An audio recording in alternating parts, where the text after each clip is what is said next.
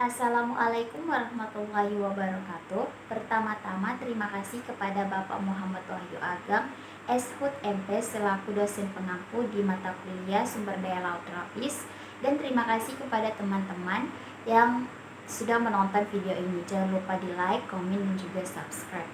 Nah, di kesempatan kali ini kami akan mempresentasikan hasil diskusi dari kelompok kami, yaitu terkait dengan ekosistem mangrove.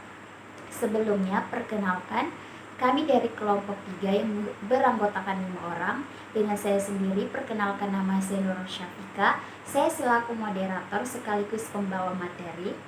Dan ada beberapa anggota kelompok saya yang lainnya, yaitu Laurencia Feriska, Victorio Fatra, Arbi Aidil Ramadan, dan juga Muhammad Taufik. Nah, masuk di materi pertama, yaitu terkait apa sih definisi ekosistem mangrove ini. Ekosistem mangrove merupakan suatu ekologi yang terbentuk di daerah pesisir yang memiliki peralihan antara ekosistem daratan dan juga laut. Keberadaan ekosistem mangrove ini di daerah pesisir menjadi peran yang sangat penting dalam menjaga keseimbangan alam. Yang pertama, karena untuk mencegah erosi pantai, menjaga kualitas air, serta menjadi habitat bagi berbagai spesies flora dan juga fauna. Adapun dua jenis mangrove yang dapat saya jelaskan. Yang pertama ada mangrove Rhizopora atau dikenal dengan akar tunjang, adalah Rhizopora apiculta, sering disebut sebagai mangrove minyak, mangrove tanduk, dan mangrove Bushman. Disebut juga bakau kacang dan berbagai nama lainnya. Ini adalah batang pohon yang tumbuh dari Rhizopora apiculta, bercabang akar ke udara dengan daun hijau tua. Warna hijau gelap di bagian tengah dengan tepi kemerahan. Dedaunan Rhizopora apiculta biasanya memiliki tepi bergerigi. Bunganya memiliki 4 kelopak dengan ukuran 7-8 kali 3,5-7 cm. Buah Rhizopora apiculta berbentuk memanjang dan berwarna coklat kehijauan. Selain itu, menurut Koirunisa 2022, genus ini memiliki daun berwarna hijau tua, lonjong, runcing, dan daunnya bagian tepi daun halus mengkilat dengan stipula merah. Tunas bercabang menjadi silinder dengan pasir di lingkungan alaminya, lumpur berpasir, dan tanah berlumpur. Ketika curah hujan tinggi, maka produksi dan terbentuknya bunga pada pohon bakau atau Rhizopora apiculta ini akan bertambah dan diikuti banyaknya jumlah bunga yang berguruan.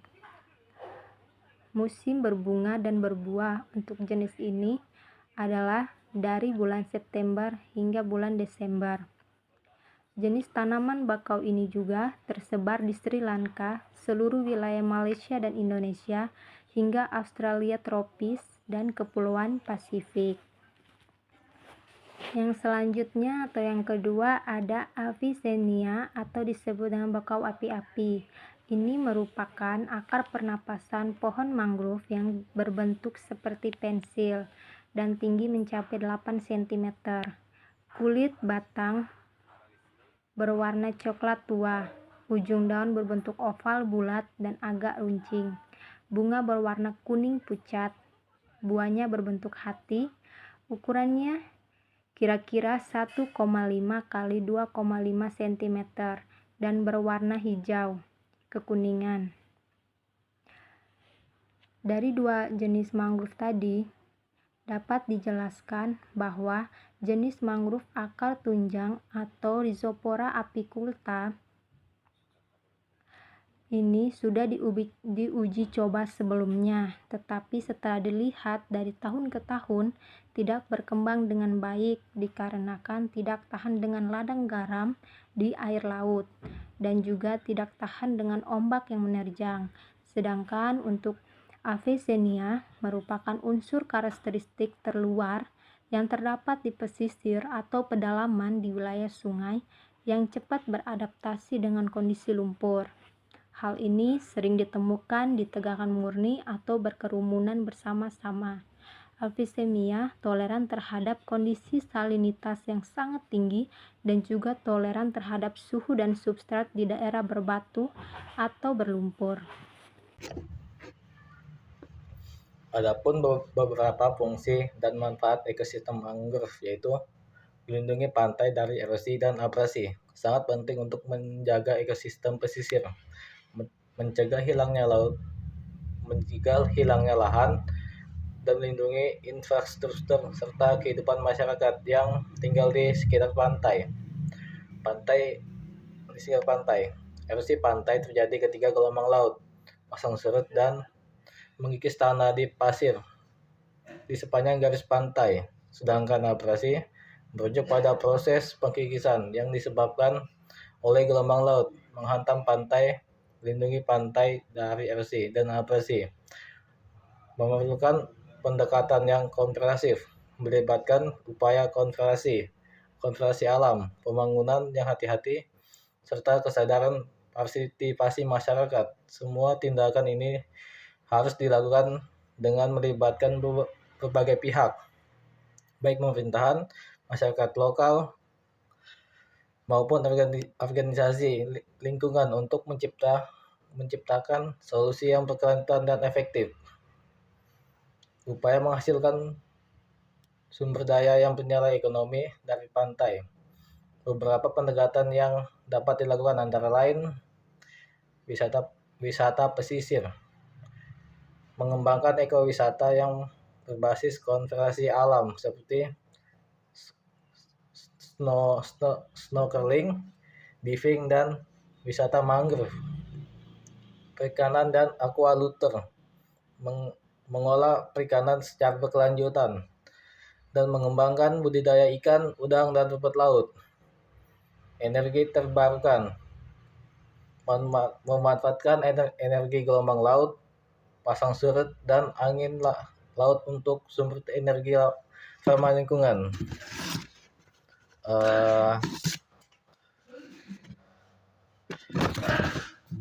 Rumput laut, dan ada juga dengan menggunakan rumput laut menyerap CO2 melalui fotosintesis dan mengubahnya di dasar laut. Lahan basah pesisir menyimpan karbon sedimen di dalam tanah. Restorasi ekosistem, memperbaiki mangrove, terumbu karang, dan lahan basah untuk meningkatkan penyerapan karbon. Mengolah ekosistem ini membantu mengurangi CO2 di atmosfer dan memitigasi perubahan iklim. Pantai dan ekosistem pesisir memiliki potensi besar untuk pendidikan dan pariwisata. Berikut pendidikan lingkungan, seperti menjadi tempat edukasi ekosistem keanekaragaman hayati, mengajarkan pentingnya pelestarian alam seperti mangrove, terumbu karang, dan laut. Program penelitian ilmiah di bidang kelautan, ekologi, perubahan iklim. Kalau di wisata alam seperti snorkeling, diving, dan ekowisata mangrove yang memanfaatkan keindahan alam sambil mendukung pelestariannya, meningkatkan ekonomi lokal dengan pengembangan fasilitas wisata ramah lingkungan seperti resort berbasis konservasi.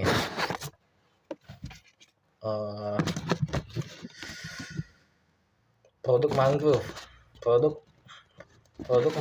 terumbu karang memanfaatkan produk hutan mangrove seperti kayu dan madu, serta restorasi terumbu karang untuk wisata ekosistem pesisir.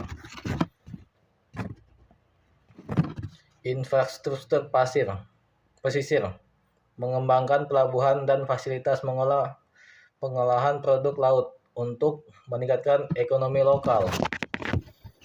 Pengembangan berkelanjutan, pengembangan pasir laut atau mineral laut dengan cara ramah lingkungan, pengolahan sampah laut, mengolah sampah plastik laut menjadi produk dasar ulang yang bernilai ekonomi. Supaya ini harus dilakukan dengan mempertimbangkan pertimbangan berkelanjutan lingkungan agar memanfaatkan ekonomi jangka panjang. Pantai dan ekosistem pesisir dapat memitigasi perubahan iklim dengan penyerapan CO2 melalui mangrove, penyerapan karbon melalui akar-akarnya yang menyimpan karbon di tanah, terumbu karang, menyerap CO2 melalui fotosintesis alga dan melindungi pasir pantai dari erosi. Dan sekian. Jadi ada 4 faktor kerusakan dari hutan mangrove. Yang pertama itu konversi menjadi pemukiman, penebangan, serta pencemaran. Yang dimana pertama itu pemukiman. Pemukiman itu mengacu pada area atau tempat di mana manusia tinggal dan menetap.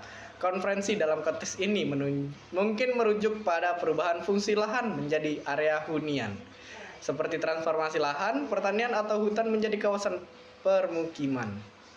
Yang dimana yang kedua itu ada penebangan. Penebangan adalah aktivitas mengambil atau pemotongan pohon yang biasanya untuk keperluan komersial, seperti kayu atau pembukaan lahan. Dalam konteks konferensi ini biasa berarti perubahan hutan menjadi bahan lainnya, seperti lahan pertanian atau perkebunan. Dan yang ketiga itu ialah pencemaran. Pencemaran itu merujuk pada kontaminasi atau kerusakan lingkungan, baik itu pencemaran udara, air, tanah, ataupun suara. Konferensi dalam hal ini bisa menggambarkan perubahan kondisi lingkungan yang sebelumnya bersih menjadi tercemar akibat aktivitas manusia, seperti industri, transportasi, ataupun pembuangan sampah. Dan yang kedua itu kurangnya pemahaman akan manfaat ekosistem mangrove. Kurangnya pemahaman tentang manfaat ekosistem mangrove dapat berujung pada keputusan yang merugikan bagi lingkungan dan masyarakat.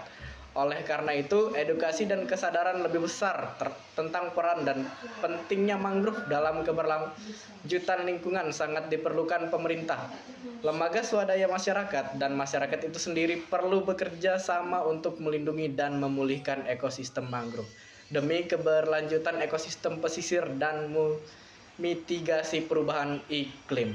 Dan yang dimana yang ketiga itu tekanan ekonomi dari masyarakat miskin yang tinggal ataupun menjadi bagian dari suatu ekosistem mangrove. Ekonomi yang dihadapi oleh masyarakat miskin yang tinggal atau menjadi bagian dari ekosistem mangrove sangat signifikan. Ketergantungan mereka pada sumber daya mangrove untuk keberlangsungan hidup sehari-hari seringkali bertentangan dengan upaya pelestarian ekosistem tersebut. Oleh karena itu, penting untuk menciptakan solusi yang memberikan alternatif ekonomi berkelanjutan bagi masyarakat miskin sambil tetap menjaga kelestarian ekosistem mangrove agar keseimbangan antara kebutuhan ekonomi dan perlindungan dapat tercapai. Dan yang terakhir itu yang keempat, pertimbangan ekonomi lebih penting daripada pertimbangan lingkungan. Yang dimana pernyataan bahwa pertimbangan ekonomi lebih penting daripada pertimbangan lingkungan menunjukkan bahwa sebuah dilema yang sering dihadapi oleh kebijakan pembangunan.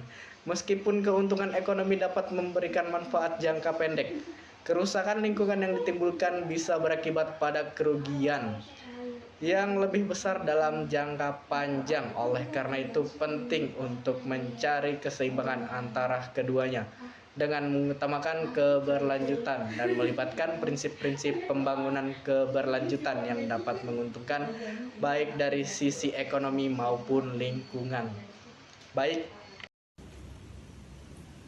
Upaya rehabilitas di kawasan mangrove yang dapat dilakukan yaitu penanaman ulang mangrove, melibatkan beberapa langkah utama yang dimulai dengan pembibitan, di mana benih mangrove dikumpulkan dan ditumbuhkan di persemaian. Selanjutnya, bibit yang telah disiap tanam di lahan pesisir yang telah disiapkan dengan baik. Setelah penanaman, tahap pemeliharaan dilakukan untuk memastikan bibit tumbuh dengan baik dan terlindungi dari ancaman. Manfaat dari kegiatan ini sangat besar, antara lain untuk melindungi pantai dari erosi, menjaga keanekaragaman hayati, menyerap karbon untuk mitigasi perubahan iklim, serta mendukung ekowisata dan ekonomi lokal. Penanaman ulang mangrove sangat penting untuk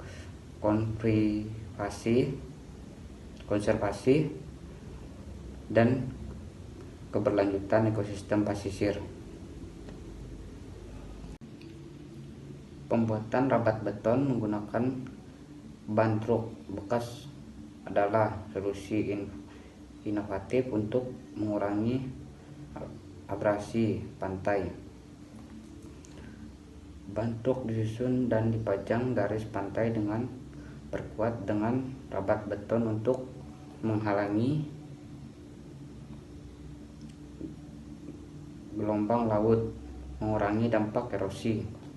Metode ini tidak dapat hanya efektif dalam melindungi pantai, tetapi juga memanfaatkan ban bekas yang sulit terurai, menjadikannya pilihan ramah lingkungan dengan biaya rendah. Meskipun demikian, perlu perencanaan yang hati-hati untuk memastikan tidak merusak ekosistem pesisir. Melakukan aktivitas gotong royong untuk membersihkan sampah di sekitar mangrove adalah upaya penting untuk menjaga kesehatan ekosistem pesisir. Kegiatan ini untuk mencegah kesehatan ekosistem pesisir. Kegiatan ini melibatkan masyarakat lokal, kelompok lingkungan, dan relawan untuk bersama-sama membersihkan sampah yang menumpuk di kawasan mangrove. Sampah terutama plastik dapat merusak habitat mangrove dan menggunakan keberagaman hayati dengan membersihkan sampah secara rutin. Ekosistem mangrove dapat terjaga dan fungsinya sebagai penanam abrasi serta penyerap karbon dapat optimal. Selain itu, kegiatan ini meningkatkan kesadaran masyarakat tentang pentingnya menjaga kebersihan lingkungan dan pelestarian mangrove. Penanaman pohon mangrove bertujuan untuk meningkatkan kualitas ekosistem mangrove dengan memulihkan dan memperluas area hutan mangrove yang rusak atau tergradasi. Pohon mangrove memiliki kemampuan untuk menahan abrasi, melindungi pantai dari erosi, serta menyediakan habitat bagi berbagai spesies laut dan satwa pesisir. Selain itu, mangrove juga berperan dalam menyerap karbon, membantu mitigasi perubahan iklim. Penanaman pohon mangrove yang dilakukan secara terencana dan berkelanjutan dapat memperkuat struktur ekosistem, meningkat keanekaragaman hayati, dan mendukung keseimbangan ekologis di pesisir. Assalamualaikum warahmatullahi wabarakatuh. Dapat disimpulkan bahwa mangrove adalah ekosistem hutan yang unik, hanya ditemukan di zona intertidal, pesisir, pantai, serta pulau-pulau kecil. Sebagai sumber daya alam, mangrove memiliki nilai ekonomi dan ekologis yang sangat tinggi, seperti melindungi pantai dari erosi, menyerap karbon untuk mitigasi perubahan iklim, serta menyediakan habitat bagi berbagai spesies laut dan pesisir. Namun tanpa perawatan dan pengelolaan yang tepat, ekosistem ini dapat dengan cepat rusak akibat aktivitas manusia dan perubahan iklim. Di antara berbagai jenis mangrove Avicennia api-api adalah yang paling tahan terhadap kondisi ekstrim seperti perubahan salinitas dan kekeringan dibandingkan dengan jenis Rhizopora acifulata akar tunjang. Acefenia memiliki akar yang lebih kuat dan sistem pengakaran yang lebih baik, memungkinkan tanaman ini bertahan hidup di lingkungan yang lebih keras. Oleh karena itu, menjaga kelestarian mangrove terutama jenis Acefenia sangat penting untuk kesehatan ekosistem pesisir dan keberlanjutan sumber daya alam yang ada. Sekian dan terima kasih.